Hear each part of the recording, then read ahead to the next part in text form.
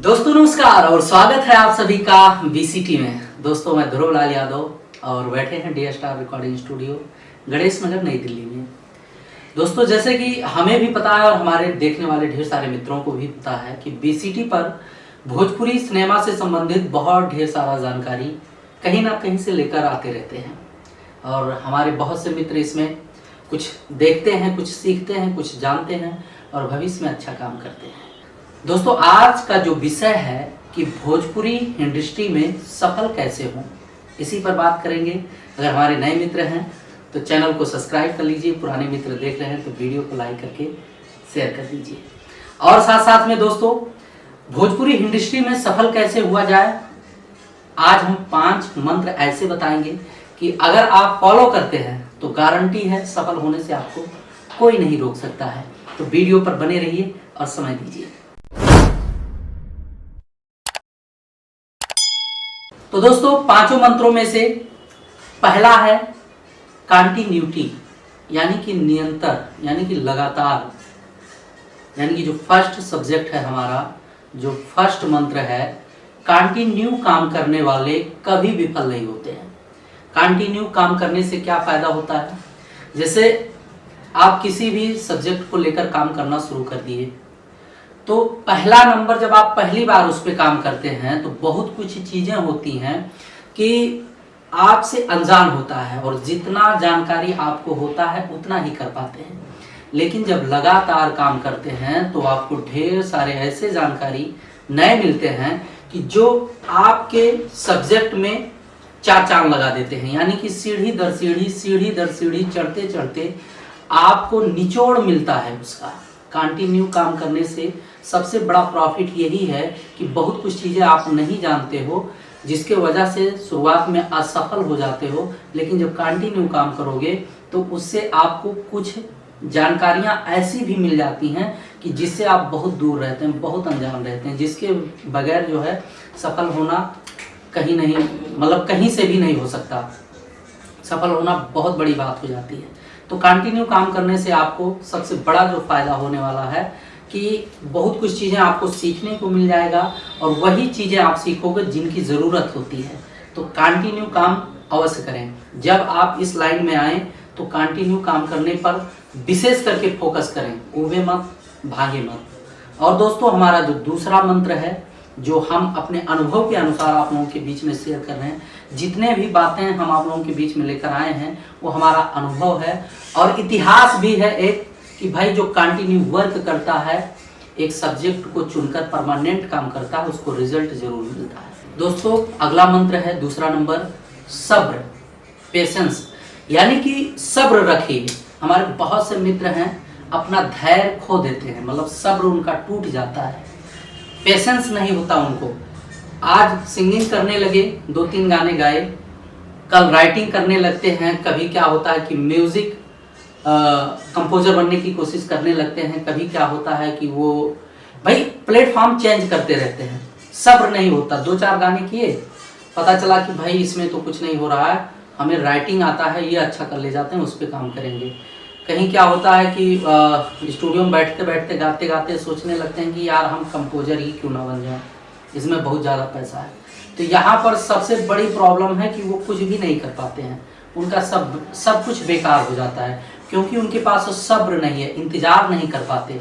अगर कंटिन्यू, यानी कि फर्स्ट मंत्र जो है, कंटिन्यू काम करते हैं, सब्र के साथ काम करते हैं, तो गारंटी है कि एक दिन आपको बढ़िया रिजल्ट मिलेगा। सब्र होना जरूरी होता है। अगर सब्र नहीं करेंगे तो मान के चलिए कि आप कुछ भी हासिल नहीं कर पाएंगे। आज कुछ और कर रहे हैं, कल कुछ और करेंगे और धीरे धीरे उसका जो है दायरा बढ़ता जाएगा। आप एक नाव छोड़कर दूसरे नाव पर, तीसरे नाव पर, चौथे नाव पर, आप जहां तक जाना चाहते हैं वहां तक नहीं पहुंच पाएंगे, रास्ते में ही विलंब हो जाएगा, समय निकल जाएगा। दोस्तों आते हैं तीसरे मंत्र पर। तीसरा मंत्र है दोस्तों प्रमोशन। जैसे कोई भी कंटेंट आप करते हैं, कोई भी सब्जेक्ट आप बनाते हैं, तो जितना मेहनत आप बनाने में करते हैं उतना ही मेहनत आपको प्रमोशन में भी करना चाहिए। जितना पैसा आप बनाने में लगाते हैं उतना ही पैसा आपको प्रमोशन में भी लगाना चाहिए। हम नहीं समझ पा रहे हैं, जब तक आप लोगों को बताएंगे नहीं कि हम ये काम करते हैं या मेरा ये कंटेंट है या मेरा ये प्रोजेक्ट है, तब तक लोग कैसे जान पाएंगे, क्योंकि कंपटीशन बहुत ज़्यादा है।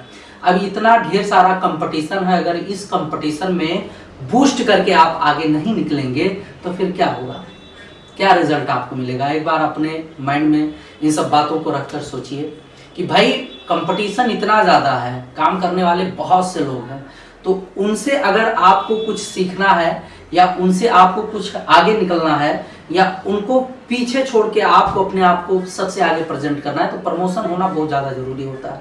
अगर आप प्रमोशन नहीं कर पाओगे तो भाई बनाते रहिए बाई द लक, बाई कोई कंटेंट आपका हाईलाइट हो गया या वायरल हो गया तो सब बात की बात है। प्रमोशन पर विशेष ध्यान दीजिए।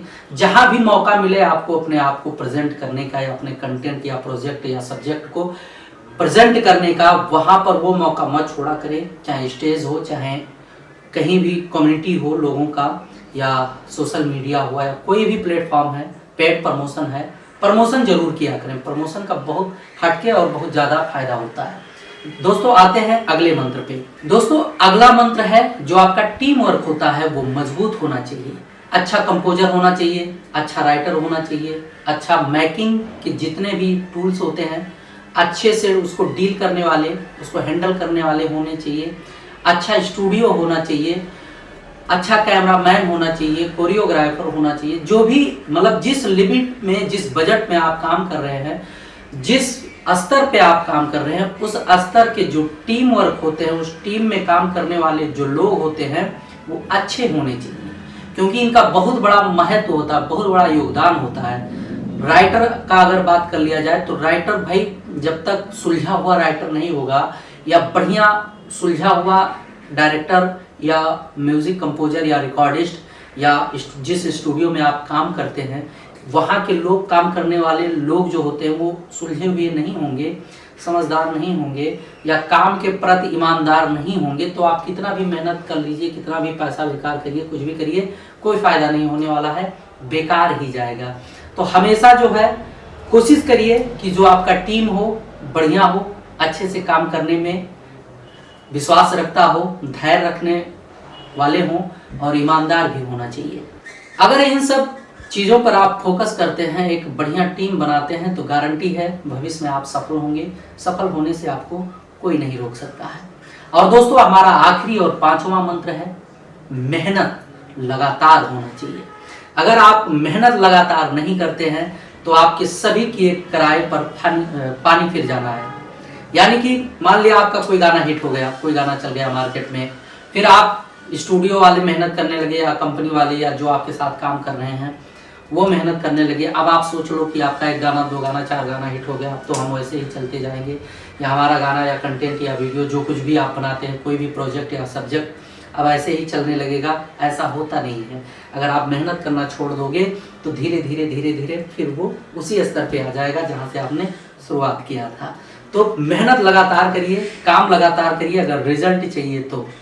और दोस्तों कुछ चीज़ें हैं कि सामने वाला आपको कुछ भी कितना भी समझा दे, कोई फर्क नहीं पड़ता उससे, जब तक आपके अंदर अपने आप में आत्मविश्वास, मनोबल नहीं होगा या काम करने का जो जुनून होता है, जो जज्बा होता है, वो सब चीज़ें नहीं होंगी, तब तक कुछ नहीं होने वाला है। बहुत से लोग आएंगे, आपको समझाएंगे, बहुत सा सिस्टम आपको मिल जाएगा, पैसे खर्च करोगे तो बहुत कुछ चीज़ें ऐसी हैं कि बहुत आसान और इजी लगेगा, लेकिन जब परमानेंट काम करोगे, मेहनत करके उस पर कुछ करने की कोशिश करने लगोगे, तब धीरे धीरे ऑटोमेटिक सब समझ में आने लगेगा। तो दोस्तों मेहनत करना, आत्मविश्वास और अपने आप पर भरोसा होना जो है बहुत बड़ी महत्वपूर्ण विषय है। इस पर भी फोकस करना चाहिए और अपने आप में इतना आत्मबल भर लेना चाहिए कि भविष्य का स्टार या भविष्य का सफल व्यक्ति उस इंडस्ट्री के आप ही होंगे।